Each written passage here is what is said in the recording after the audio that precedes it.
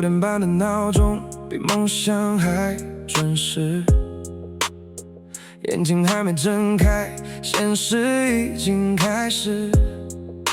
镜子里的那个人看起来有点陌生，不是变了，只是太久没认真活着。有表有见地，但工资还没来。这城市的节奏从来不给人慢下来，是不是一边崩溃一边装作没事？生活不是选择，只是一直被推着走。我也想停一下，哪怕只是今晚，可这个世界不允许我变慢。我不是不累，我只是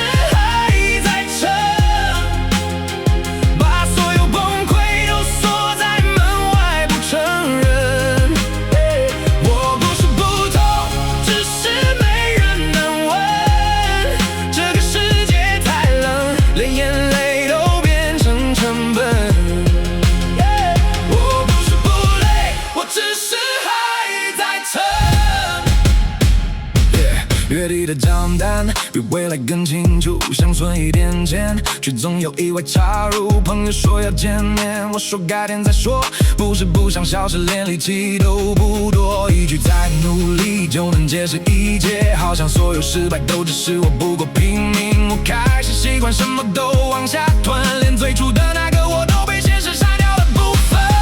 我知道坚持不一定有答案，但如果不成，我连现在都跑不完。我不是不累，我只是还在撑，把所有委屈压到没人看见的深。我不是不痛，只是学会了忍，这个世界太真，不允许我天真。我不是不累，我只是如果那一天我真的倒下吧，会不会有人看见我挣扎？还是像现在一样安静的，没人群淹没，然后作罢？那我算什么？那我算什么？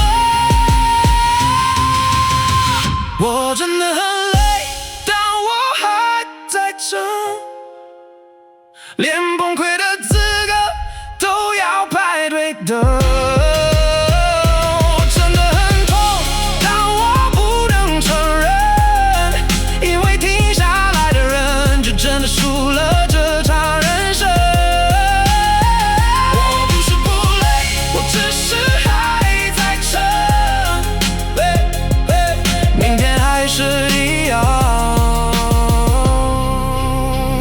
我还是要撑。